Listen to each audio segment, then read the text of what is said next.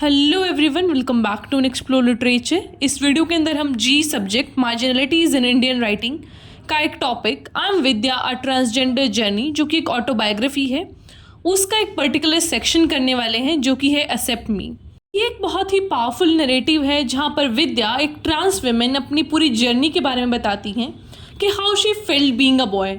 She was born as a boy and later she changed into a trans women. तो कैसा उनका journey रहा, उसमें क्या क्या उन्होंने फेस किया, क्या क्या उनके स्ट्रगल्स आए and how she coped up with that. तो ये सारी चीज़ें हम इस आगे जो नरेटिव आएगा उसमें डिस्कस करने वाले हैं। So watch till the end so that you won't miss any point. Now let's talk about Vidya. So living smiley Vidya या फिर स्माइली एक Indian trans women actor, assistant director, writer, trans and Dalit right activist हैं चेन्नई से। वो schedule caste से belong करती है and she also holds a master degree from Thanjavur Tamil university in applied linguistics। और इनका स्टार्टिंग से ही ड्रामा एंड थिएटर में बहुत ज़्यादा इंटरेस्ट था, so that's why she pursued her studies in drama too. I am Vidya a transgender story. It is a story about a journey जहाँ पे वो अपनी आइडेंटिटी को डिक्लेयर करती है कि yes I am a women, कि हाँ मेरा बर्थ हुआ था as a boy, but it doesn't mean कि मैं अपनी फीलिंग्स को दबा के रखूँ। अगर ऐसा कहते हैं ना कि भगवान ने जो आपको दिया है you should praise that, you should be proud of that, लेकिन she was not feeling like a boy. तो उनको ऐसा लगा कि भाई जब मैं अंदर से फील ही नहीं कर पा रही हूँ एक लड़के की तरह, तो मैं इस बॉडी में ट्रैप होकर नहीं रह सकती। If I am identifying with a women तो I should be a women then. तो जो विद्या है वो अपनी लाइफ के सारे प्रॉब्लम्स के बारे में बताती हैं, how difficult it is to be a transgender, या फिर लोग आपको कैसे देखते हैं, आपकी क्लोथिंग, आपकी वॉकिंग, आपकी आवाज़, इन सारी चीज़ों से आपको जज किया जाता है। तो कैसे उन्होंने इमोशनल फिजिकल हरेसमेंट सहे हैं to arrive at her true identity. This all is discussed in her autobiography, that is I am Vidya a transgenders journey.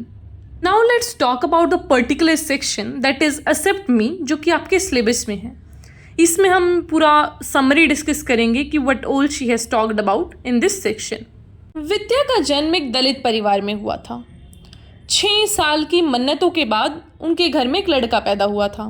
तो उनके पिता बहुत खुश हुए और उन्होंने अपने बेटे का नाम लॉर्ड मुरुगन, जो कि कार्तिकेय होते ना, लॉर्ड शिवा के बेटे कार्तिकेय, तो लॉर्ड कार्तिकेय के नाम पर उनका नाम रखा सरवना।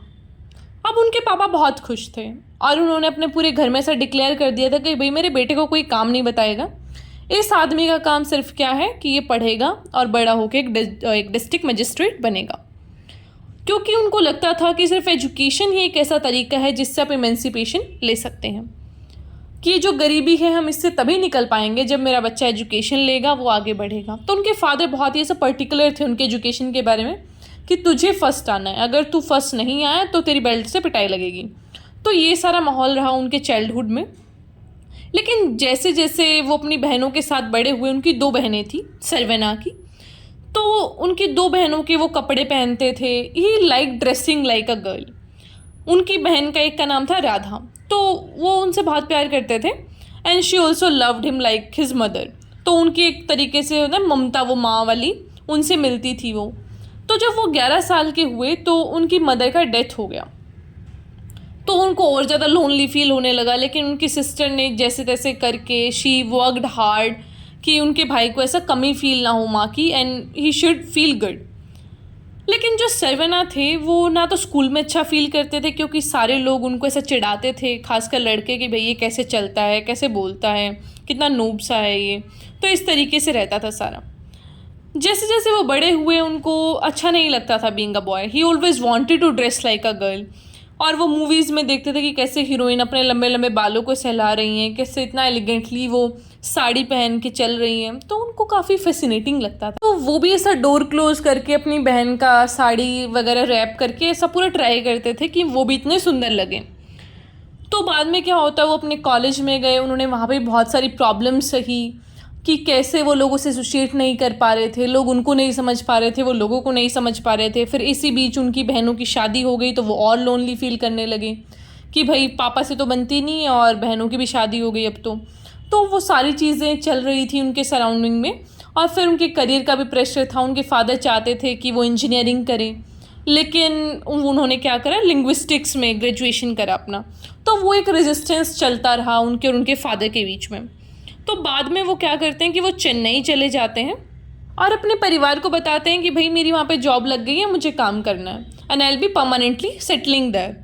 उसके बाद क्या होता है कि वहाँ पे वो एक NGO से मिलते हैं ताकि वो अपनी चीज़ों को एक्सप्रेस कर सके, अपने जैसे लोगों से मिल सकें, क्योंकि उनको एक वो अपनापन चाहिए था। और लोगों से वो एसोशिएट नहीं कर पा रहे थे, ना उनको कोई समझता था कि ऐसा कैसे हो सकता है, एक लड़का लड़की की तरह फील कर रहे हैं, this is so much abnormal. तो वो एक एबनॉर्मलिटी वाला क्राइटेरिया आ जाता था। तो अब ये ऐसा चाहते थे कि मेरे जैसे लोगों से मैं मिलूं, उनसे मैं बातें करूं और वो सारी चीज़ें हुई यहाँ पे। फिर वो एक NGO के थ्रू अरुणिमा से मिलते हैं, जो कि उनको पुणे जाने के लिए सजेस्ट करती है कि भाई अगर आप नहीं मान रहे, पहले तो सब उनको समझाते हैं कि भाई बहुत ज़्यादा डिफ़िकल्ट लाइफ है एक ट्रांसजेंडर का, अगर आप एक ट्रांस वुमेन बनेंगे तो बहुत सारी प्रॉब्लम्स आपको फेस करनी पड़ेगी, and you'll end up begging on the roads. जो ये आपकी डिग्रीज़ हैं, जो आपके इतना टैलेंट है आपके अंदर, वो कुछ काम नहीं आएगा, कोई आपको रिकॉग्नाइज नहीं करेगा, सोशली आप आउटकास्ट हो जाएंगे। तो आप ऐसा मत करिए, आप अपनी एजुकेशन पूरी करिए और ऐसा अपना प्रोफेशन में ध्यान दीजिए। ये आइडेंटिटी वाली चीज़ है जो आप उसको थोड़ा दबा के रखिए, या फिर आप ये कर सकते हैं कि जब आप फ्री टाइम में हैं तो आप इन लोगों से बातें कर लीजिए, इतना ही हो सकता है। तो ही वॉज़ लाइक कि नहीं भाई अब नहीं हो रहा मेरे से, मैं छुप छुप के अपनी जो आइडेंटिटी है उसको नहीं रख सकता, क्योंकि मैं पर्सनली जब फील ही नहीं कर पा रहा बीइंग अ मेल, तो मुझे तो ऐसा ट्रांस वुमेन बनना है, I want to change my sex. तो ये सारी चीज़ें होने लगी यहाँ पे। देन ही रीच्ड पुणे, जैसे अब उन्होंने अरेंज करवा दिया अरुणिमा ने, तो पुणे जाते हैं। फिर वहाँ पे वो देखते हैं कि कैसे जो सारे ट्रांसजेंडर लोग हैं उनके बहुत सारे कस्टमरी प्रैक्टिस रहते हैं और बहुत हायरार्की चलता है वहाँ पे कि आपको बड़ों का आदर करना है, उनके पैर छूने हैं, पैर दबाने हैं। तो वो सारी चीज़ें इन्होंने वहाँ पे जाके समझी। वहाँ पे फिर वो अरुणिमा की, अब यहाँ पे क्या होता है, देखो हायरार्की कैसे रहता है, पहले एक अम्मा होगी, मतलब कि आप जाते हैं वहाँ पे तो आप एक फैमिली बॉन्ड बनाते हैं। तो आप एक जो वहाँ पे है पहले से ट्रांस वुमेन, उसको आप अम्मा बोलते हैं, अम्मा बोले तो मदर, ठीक है, तो मदर बोलते हैं। फिर उसको जिसने मदर बोला था आप उसको नानी बनाएंगे, तो वैसा क्लोज बॉन्ड चलते हैं। जो अरुणिमा है उन्होंने इनको भेजा अपनी गुरु के पास, जिनको ये नानी बोलते हैं। तो वहाँ पे जाके वो सब ब्लेसिंग वगैरह लेते हैं, जैसे कि अरुणिमा ने उनको सजेस्ट किया था कि भाई जाके आशीर्वाद लियो नानी जी का। एंड फिर वो वहाँ पे बातें करते हैं उनसे। तो वो जो नानी जी हैं वो इनको इंस्ट्रक्ट करती हैं कि यहाँ पे तुम खुल के अपनी लाइफ जियो, कोई ऐसा रिस्ट्रिक्शन नहीं है, नाचो गाओ, साड़ी पहनो, बिंदी लगाओ, जो तुम्हें करना है करो, यू आर नॉट रिस्ट्रिक्टेड है। लेकिन यू हैव टू ब्रिंग 300 रुपये ईच डे, मतलब वो वाला तो तुम्हें करना पड़ेगा। ऐसा नहीं है कि तुम पढ़े लिखे हो तो तुम अपना वो हवाई बातें करोगे यहाँ पे कि भाई नहीं मैं तो पढ़ा लिखा हूँ तो I will stay at home, ऐसा नहीं है। If you are a part of our community तो आपको ये चीज़ें तो करनी पड़ेंगी, दुकानों पे जाओ और मांग के लाओ, तो ये आपको करना है। लेकिन उससे पहले आपको एक रीत फॉलो करनी पड़ेगी। अब सबसे पहला टास्क था कि आपका नाम क्या होगा, क्योंकि नाम तो चेंज करना पड़ेगा। आपका एक लड़कों वाला नाम है, उससे आपको एक लड़की बनना है तो लड़की वाला नाम भी चाहिए। तो जो सत्या आका हैं उन्होंने सजेस्ट किया कि भाई इसका नाम ना विद्या रख दो, काफ़ी छोटा सा प्यारा सा और सुंदर सा नाम है ये। तो वो भी काफ़ी खुश होते हैं और बोलते हैं कि ठीक है, आई will B Vidya from today. तो वहीं से उनका नाम विद्या पड़ जाता है। फिर वो नानी के घर को डिस्क्राइब करते हैं कि कितना बड़ा सा घर था, और फिर वो अपना पहला एक्सपीरियंस याद करते हैं कि जब वो पहले दिन इस घर में आए थे तो एक सुंदर सी ट्रांस वुमेन उनको यहाँ पे दिखी थी जिसका नाम था शिल्पा। वो बिल्कुल शिल्पा शेट्टी जैसी लग रही थी। वो अपने नैरेटिव में ये चीज़ लिखते हैं कि इतनी सुंदर। और फिर दूसरे वो वहाँ पे जो ट्रांस वुमेन थी उनका नाम बताते हैं। शिल्पा के अलावा वहाँ पे बहुत सारी ट्रांस वुमेन थी, Lakshmi Amal, Nandi Amal. I may be pronouncing this names wrong क्योंकि ये थोड़ा सा साउथ के नाम हैं, तो I will just give you the text, इनका spelling I will give you, तो वहाँ से आप देख लीजिएगा। तो फिर ये जो नंदी अमल है वो ऑर्डर करती हैं चाय इनके लिए, क्योंकि ये कस्टमरी प्रैक्टिस था वहाँ पे ट्रांसजेंडर्स के बीच में कि अगर कोई भी बाहर से आता है ट्रांसजेंडर तो आपको उसे बहुत ज़्यादा हॉस्पिटलिटी दिखानी पड़ेगी, because that particular is one among you. फिर वो बताते हैं कि एक और बड़ी सुंदर सी वसुंधरा दास एक्ट्रेस जैसी वहाँ पे मुझे ट्रांसजेंडर दिखी, और उन्होंने उन्हें बताया कि भाई अगले दिन तुम्हें रीत फॉलो करना है। अब रीत का मतलब क्या होता है? रीत इज़ काइंड ऑफ रजिस्ट्रेशन, जहाँ पे आप फॉर्मली ऐड होते हो ट्रांसजेंडर ग्रुप्स में। आपको कुछ पैसे देने पड़ते हैं, नॉमिनल सा फीस रहता है। इसमें क्या होता है कि आपको ना परिवार में इंक्लूड कर लिया जाता है।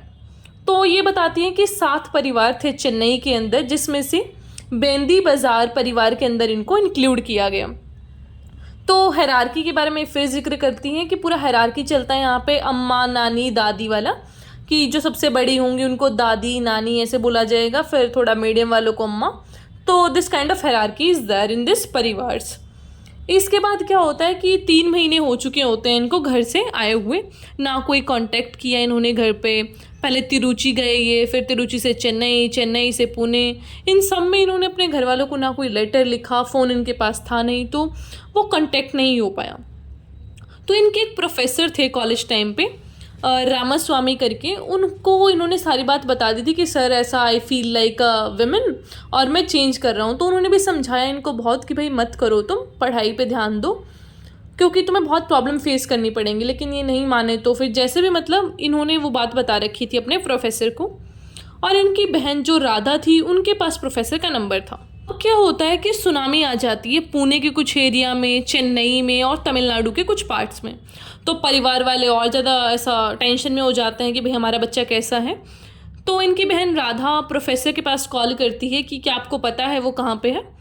तो प्रोफेसर पहले तो उनको टालते रहते हैं, लेकिन एट द एंड वो बता देते हैं कि भाई वो तो ना ऐसा ट्रांस विमेन अब बन चुका है, मतलब वो ट्रांसजेंडर बन चुका है, वो लड़का नहीं रहा। तो अब इनकी बहन को काफ़ी झटका लगता है ये बात सुन के। तो फिर वो अपने फादर को भी बताती है, जब उनके फादर भी टेंशन में रहते हैं कि भाई ऐसा ऐसा बात है यहाँ पे, and the Saravana is not a male now. तो अब इनके फादर को तो और झटका लगता है कि भाई क्या ही हो रहा है हमारी ज़िंदगी में, एक लड़का था वो भी अब कह रहा है कि मैं औरत हूँ। तो इनके फादर का तो बिल्कुल वही एक पुराना सोच विचार रहता है कि यार I am not gonna accept this thing. तो इनकी फैमिली कांटेक्ट करती है अरुणिमा NGO से। तो वो अरुणिमा इनको कॉल करके कह देती है सरवना को, जो कि अब विद्या है, कि भैया आप क्या करिए पुणे से चेन्नई आ जाइए, अपनी फैमिली से बात कर लीजिए। तो इनकी फैमिली इनसे मिलती है तो सब इतना शॉक में होते हैं क्योंकि ये ब्लैक साड़ी में बिल्कुल ऐसे ब्यूटीफुल सी जिसका सिल्वर बॉर्डर था खड़े होते हैं। और इनके फादर बोलते हैं भाई मैं इस आदमी से बात नहीं करूँगा, इसकी साड़ी चेंज करवाओ पहले। तो अभी पहले तो मना कर देते हैं कि भाई मैं क्यों करूँ sari change, I am a women now. तो पर अब जब उनके फादर बिल्कुल नहीं मानते तो वहाँ पे सुनामी से विक्टिम थे जो लोग, सुनामी हिटेड पीपल थे जो, उनके लिए डोनेशन में कुछ कपड़े रखे थे वहाँ पे। तो उन्होंने उठा के टी-शर्ट पहन लिया जब इनके पापा इनसे बात करते हैं। तो उसके बाद जो इनके पापा हैं वो रोना शुरू कर देते हैं, लेकिन इनकी जो बहन है वो अब सारी चीज़ों को रिकॉल करना स्टार्ट करती है कि कैसे बचपन में इसको साड़ी पहनना अच्छा लगता था, मेरी स्कर्ट डालना अच्छा लगता था, कैसे जब जो एक्ट्रेस थी वो डांस करती थी तो इसके भी पैर खुद ब खुद डांस करना शुरू कर देते थे। तो वो सारे ट्रेड्स इसके बचपन से ही थे, बट वी नेग्लेक्टेड दैट। पहले तो विद्या ऐसे ही खड़ी रहती है, लेकिन बाद में वो अपना ऐसा होश संभाल के पूरा अपने फादर से पूछती हैं कि अगर मैं फिजिकली चैलेंज्ड होती तो क्या आप मेरे को ऐसे ही छोड़ देते, क्या आप मेरे को एक्सेप्ट नहीं करते। फिर वो बाद में बोलते हैं कि देखो मेरा जो ये डिसीज़न है मैं सबको बताने में इतना सफल रहा, मैंने सबको आराम से बता दिया, लेकिन अपने फादर के सामने खड़ा होना मुझे ऐसा लग रहा था जैसे कि मैं क्रिमिनल हूँ, और मैं हमेशा एक गिल्ट लेके अब चलूँगा कि भाई मैंने उनकी जो सारी होप्स हैं, एस्पिरेशंस हैं, उनको तोड़ दिया, और क्या मैं रिस्पॉन्सिबल हूँ उनके इन सारे दुखों के लिए, मुझे ये गिल्ट हमेशा रहेगा। लेकिन सिर्फ एक मुझे सुकून है इस चीज़ का कि एटलीस्ट मेरी फैमिली को पता है, मुझे उनसे छुपाने की ज़रूरत अब नहीं है, ये सारी चीज़ें सबके सामने हैं and I can leave freely now. इसी के साथ हमारा ये सेक्शन एक्सेप्ट मी ख़त्म होता है। आई होप आपको समझ आया होगा। फिर भी कोई क्वेश्चन या क्वेरी है तो उसे आप कमेंट बॉक्स, ईमेल, टेलीग्राम, जहाँ पे भी आपका मन करे वहाँ पूछ सकते हैं। And if you want any other video किसी भी टॉपिक पे तो वो भी आप कमेंट कर सकते हैं। तो I will meet in the next video. Till then take care, stay happy, stay healthy, and don't forget to subscribe the channel, like the video and share it with your friends.